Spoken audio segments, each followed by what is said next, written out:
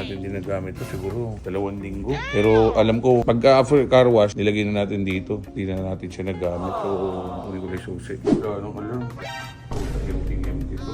Sigurado. Nararamdaman mo na kasi na mahina ito eh. Kasi natin. Wala na.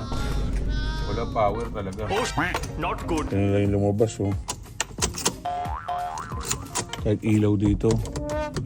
Wala na. Dead na yung battery ko. Talagang ano na siya. The end na siya, the end. A few moments later.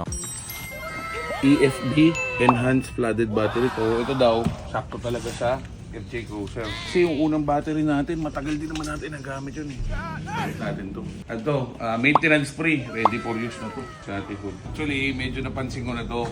Kasi mga huling araw, pag nagsa-start ako, hindi na siya ganun kalakas. Yung cranking power niya, medyo delay na. Kaya sabi ko, malapit na itong battery ko. Pero in fairness guys, itong Motolite Gold na 21 months warranty. So parang ano yun eh, no? Almost 2 years din, no? 3 months ang difference, so 2 years na siya.